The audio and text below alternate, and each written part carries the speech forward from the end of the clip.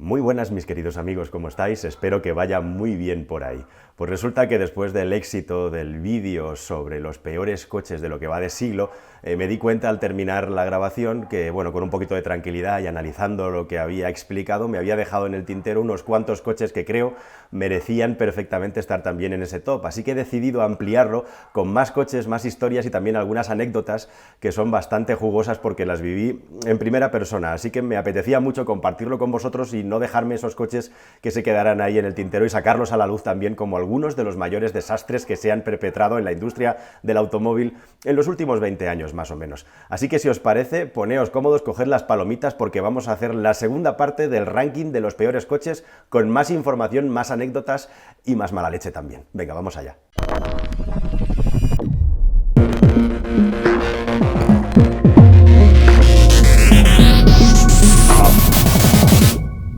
Bueno, uno de los coches que ha pasado de puntillas, podríamos decir, en los rankings y en las listas de vehículos de calidad es el Nissan Micra. Nissan Micra es un coche con una extensísima trayectoria dentro de la industria del automóvil mundial. Salió su primera generación en los años 80, se sigue vendiendo hoy en día, y en lo que es su cuarta generación, que se empezó a vender más o menos allá en 2011, hubo un cambio radical dentro de la marca. Bueno, en general a las marcas japonesas les dio por hacer coches, digamos, marca blanca. Cuando digo marca blanca, digo utilitarios con una estética prácticamente totalmente insulsa, que no transmitían nada. Véase también últimamente, por ejemplo, el Mitsubishi Colt o el Spice Star, coches que son, pues eso, coches low cost japoneses, ¿no? Lo que más aportaba es el hecho de que pensaron que se podía vender en todo el mundo. El objetivo era venderlo en 160 países, entre ellos España, y entre otras cosas decidieron dejar de utilizar la propulsión diésel, ¿no? Se anticiparon a lo que venía, aunque ellos quizá todavía no lo sabían, pero bueno, decidieron de dejar de venderlo con motor diésel. La cuestión es que es un coche fabricado en Asia y en México con unas calidades muy malas para lo que son los estándares medios de calidad de un producto de este tipo, a nivel de plásticos, a nivel de diseño del interior, a nivel de asientos.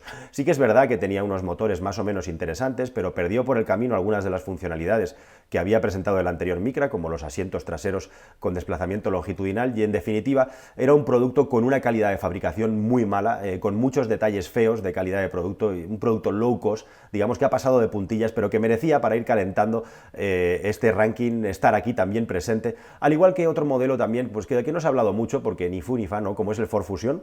Bueno, a Ford se le ocurrió buscar un nicho que era encontrar un utilitario, digamos, con una carrocería un poquito más elevada, el Fiesta, de hace aproximadamente unos 10 años, decidieron hacer una versión más elevada que realmente, pues desde el punto de vista de la funcionalidad, aportaba un poquito más de espacio en el interior, en lo que es altura, pero que era un coche más alto y cuyo, digamos, mayor valor diferencial era eso, más alto. Es un coche más alto. De hecho, la publicidad es lo que te vendía. El Ford Fusion es un coche más alto y por eso sirve para la ciudad. Bueno, la verdad es que si hubiéramos sabido lo que nos venía encima a partir de ese momento, a lo mejor lo hubiéramos entendido un poquito mejor, pero la verdad es que el Ford Fusion, ¿quién se acuerda de ese coche? Que ha continuado la saga con el Ford EcoSport y bueno, pues ahí siguen, ¿no? Produciendo estos pequeños vehículos, digamos, urbanos, sobreelevados, que no aportan gran cosa. Conceptualmente otras marcas, digamos, que han sacado un producto parecido, que compite con él, pero han aportado cosas, parece, desde el punto de vista de producto, pues que han hecho que se vendan más. En definitiva, el Ford Fusion también es un coche curioso que creo que merece estar en esta lista perfectamente. Bueno, la verdad es que no se perpetran solamente atentados a la automoción en coches utilitarios, en coches más baratos, ¿no? Donde es más fácil quizá ensañarse por el hecho de que son coches de bajo coste, porque también hay vehículos de lujo, digamos, que merecen entrar en la lista. No voy a meter en esta lista el Ford Scorpio Mar 2, pero sí le quiero hacer una mención, porque la verdad es que fue un desastre, porque terminó de venderse justo en el año 98. Quizá en otra lista podríamos hacer un top, un ranking de los vehículos de los años 90 y 80, ya estoy dándole vueltas al asunto, pero sí que quería meter en la lista justamente un vehículo vendido así en tercera posición como vehículo de lujo también, que es el Kia Opirus, que es la inmersión de Kia en el mercado europeo y concretamente en el español de un vehículo de lujo de prestancia.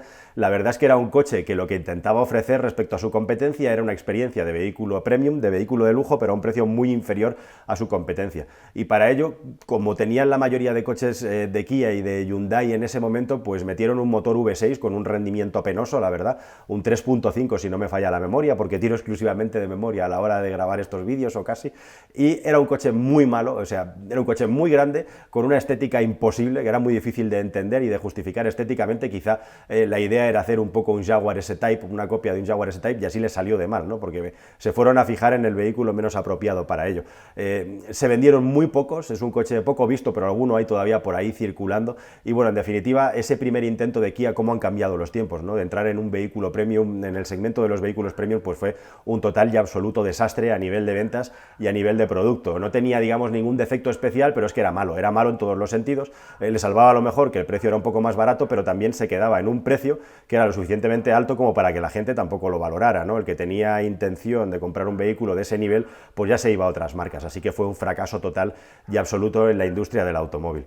Pero bueno, ya poniéndonos en el tema de vehículos caros e interesantes, hay una historia que es impresionante, o sea, ¿cómo es posible que se me olvidara en el primer vídeo nombrar este coche? Porque es un coche, digamos, histórico de cómo no se debe de desarrollar un vehículo. Y me da pie a extenderme un poquito en este segundo vídeo. En cuarta posición os tengo que hablar, por supuesto, del Renault Avantime, que es un coche que tiene todos los ingredientes para ser explicados de lo que es un fracaso que se podría investigar en las escuelas de marketing del mundo del automóvil dentro de la industria. Bueno, el Renault Avantime es un coche muy interesante, se vendió apenas 2 años y a Renault le dio por hacer un experimento, ojo, ¿no? Según estamos hablando más o menos en francés, le dio por hacer un experimento con el Avantime y un poquito menos con el Velsatis, de sacar una nueva línea estética dentro de la marca que anticipaba, que es algo que a veces hacen las marcas, sacar un vehículo, digamos, de prestancia, deportivo o premium, con una estética totalmente nueva y rompedora, y luego ir aplicándola a los vehículos más masivos. Bueno, el Avantime y el Velsatis preparaban al personal, se supone, para la llegada del Renault Megane 2, que también es un coche que merecería, por cierto, estar en esta lista, porque fue un vehículo que tuvo muchísimos problemas. Yo no sé qué le pasó a los franceses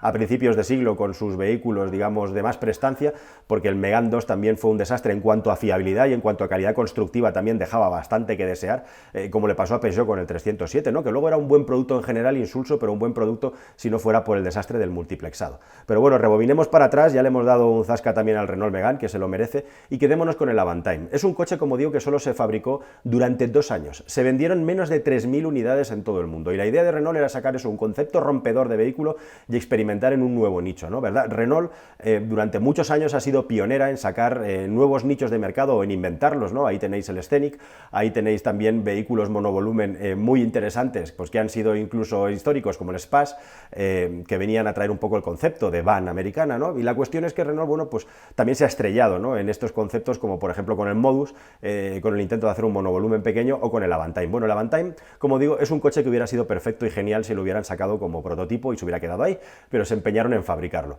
Lo vendieron mal, era un coche muy espectacular estéticamente, pero con una calidad constructiva muy mala, con muchísimos problemas técnicos también, como tuvo el Renault Megane, de fiabilidad electrónica, muchísimos, con esas puertas imposibles que eran uno de los, digamos, grandes factores diferenciales del vehículo, y en definitiva fue un pequeño desastre que os puedo condensar y resumir en una anécdota. Veréis, yo en esa época era el responsable de una revista, que era la Revista Técnica del Automóvil, y teníamos un cliente que fabricaba máquinas de diagnosis y se anunciaba en la revista. Bueno, pues este señor que fabricaba máquinas de diagnosis, en ese momento era la máquina de diagnosis puntera dentro del sector de la postventa española, pues se compraron un Renault Avantime en la empresa, un 3.0 V6 de gasolina, para hacer un roadshow por toda España con el vehículo.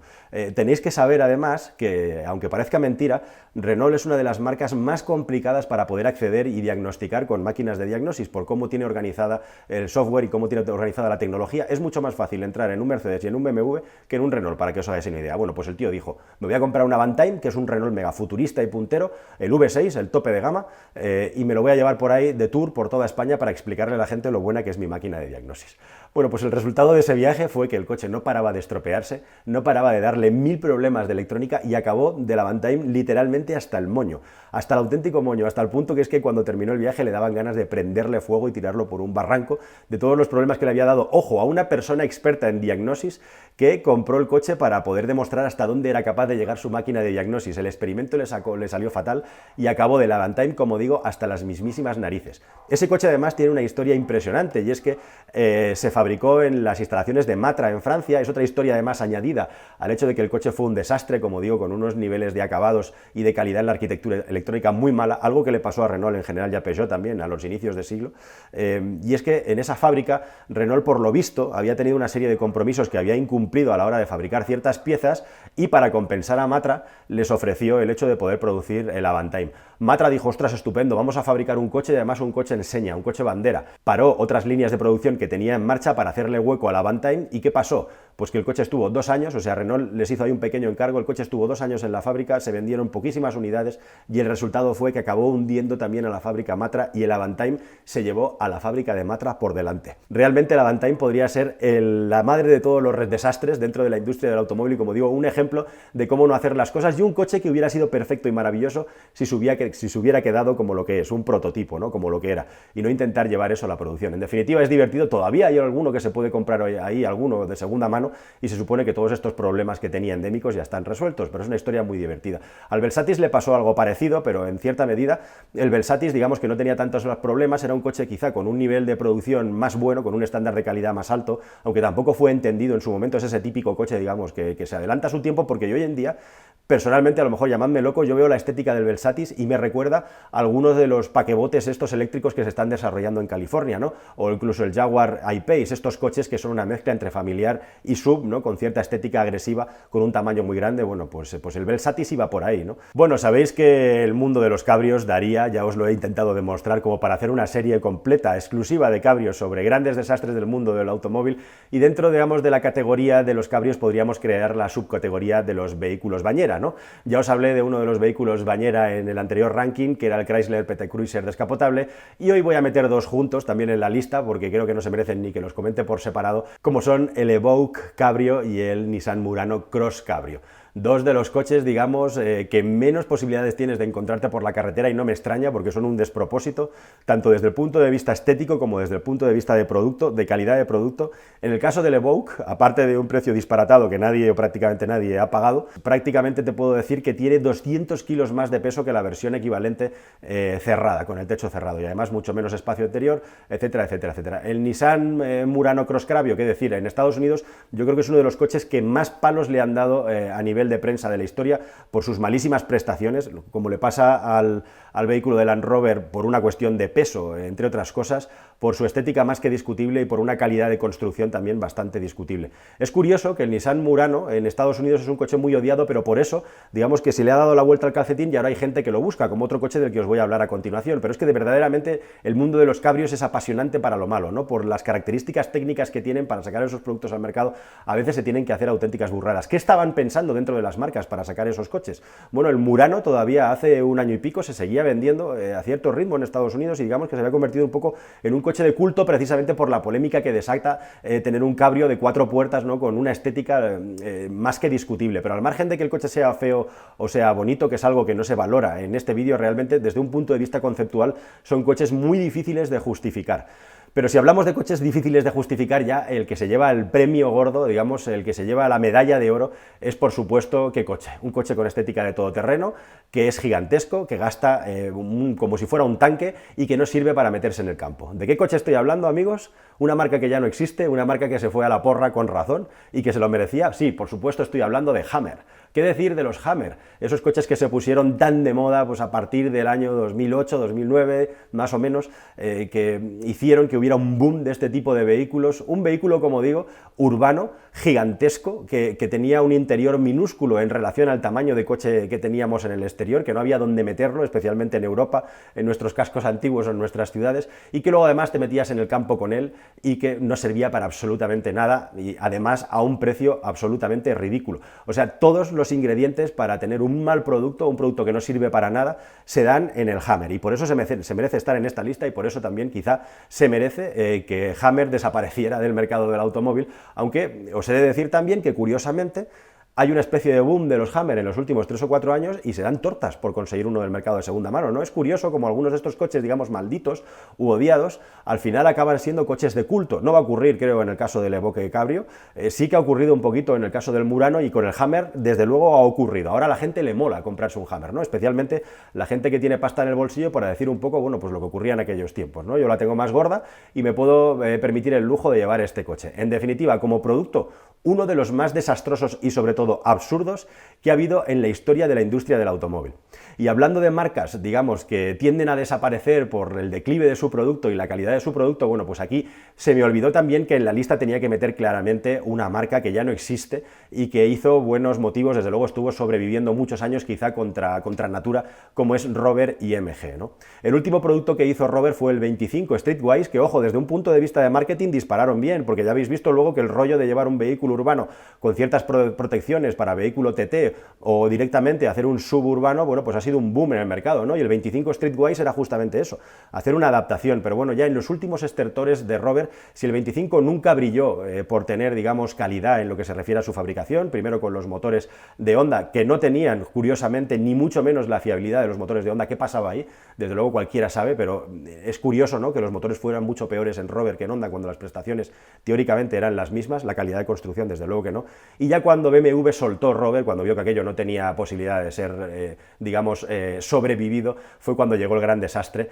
Y aparte del 25 Streetwise, no puedo dejar de pensar en esa última saga de vehículos deportivos que hizo Rover, el ZR, el ZS y el ZT, que son desde luego un triunvirato, un trío de auténticos zombies del mundo del automóvil, algunos de los peores deportivos que se han fabricado, digamos, al inicio de este siglo en el que estamos actualmente. De los tres, desde un punto de vista de vehículo deportivo, justificaría sin lugar a duda el ZR, con ciertos matices. Hoy en día te puedes comprar por 1000 pavos por ahí un ZR, seguramente la culata, si no se ha roto, estará a punto de romperse, y bueno, al menos tienes un coche, digamos, que curiosamente daba 160 caballos con distribución variable, cosa que hacía que al principio muchos pensáramos que llevaba un motor de Honda de distribución variable, el VTEC, pero no era así, era un motor de Rover ya, el VVTi, pero la cuestión es que ese motor no llegaba ni a los 150 caballos en los bancos de potencia, se quedaba en 140 y pico. Era un coche duro como una tabla, que te sacaba los empastes, con muy mala calidad de acabado, y digamos que con un sobrepeso también que no lo hacía especialmente rápido. Pero bueno, era un coche, digamos, que se podía justificar más o menos desde el punto de vista de tener un deportivo barato, ¿no? Y así se vendió.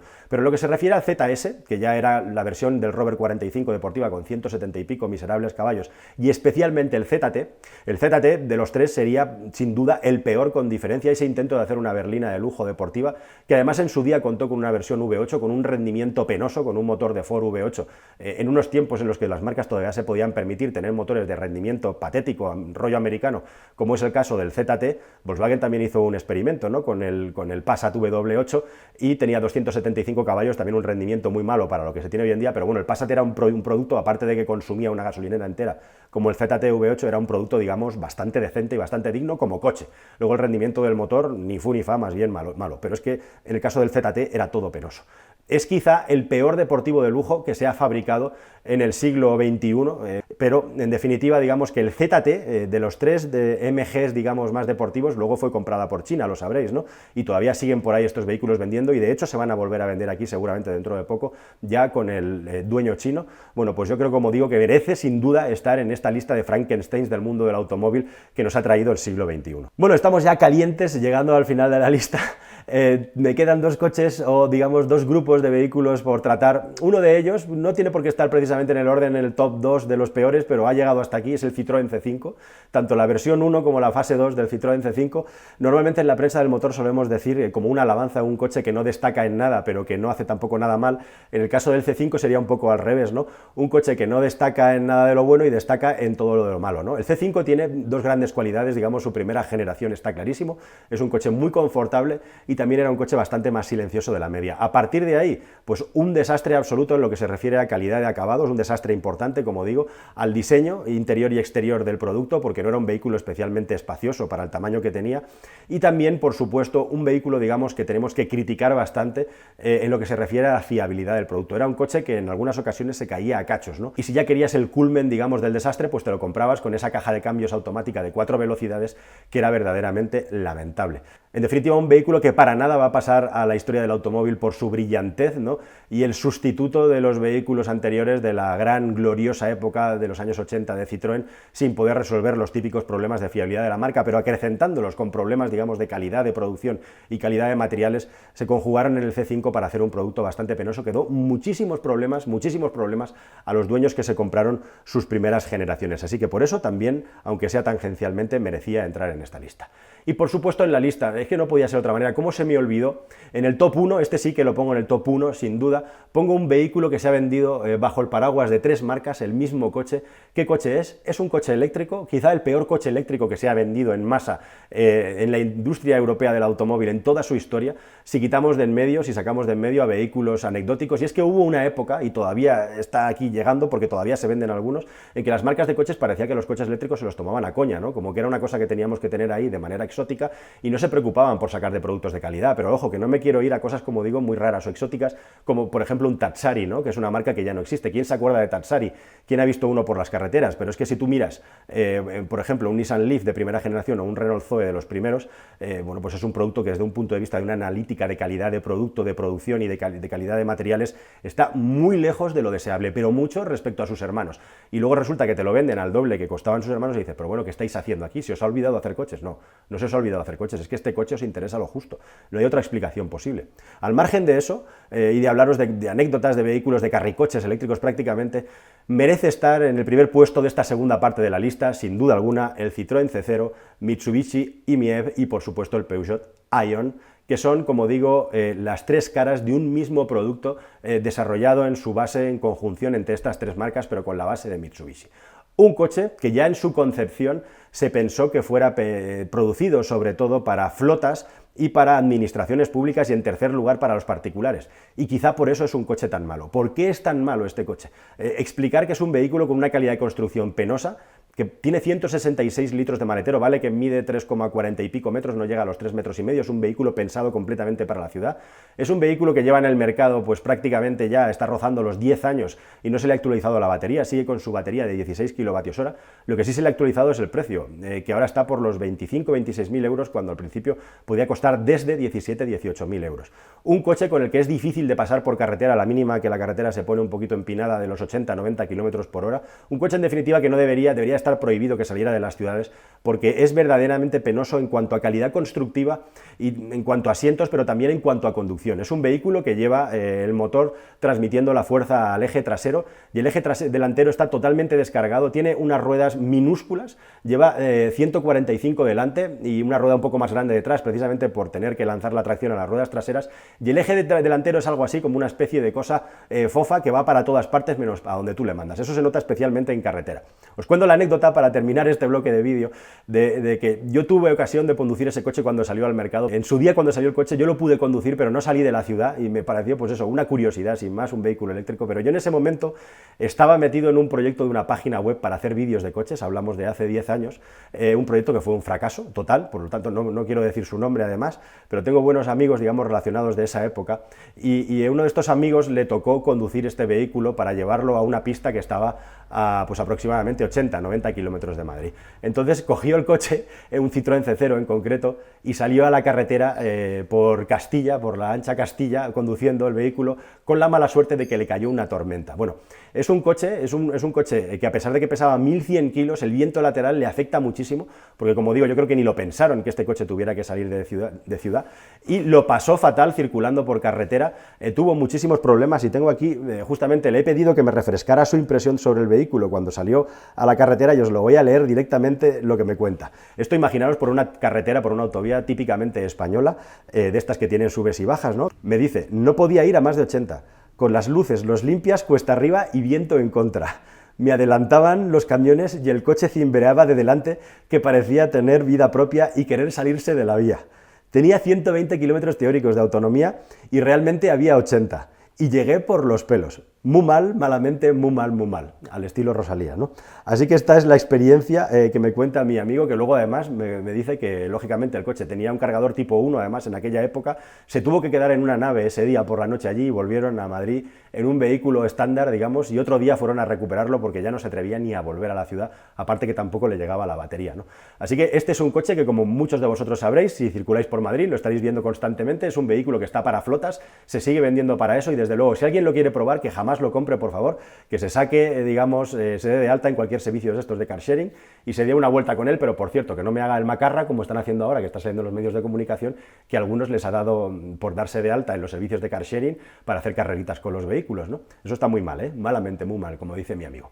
Bueno, nada más amigos, espero que os haya parecido interesante y divertida esta segunda parte de los peores coches de lo que va de siglo, un poco salpimentada de anécdotas de lo que yo he podido vivir en primera persona y también de lo que he visto y he percibido, y nada más, que espero seguir disfrutando con vosotros en un próximo vídeo, nos vemos muy pronto, que vaya muy bien por ahí, hasta luego, adiós.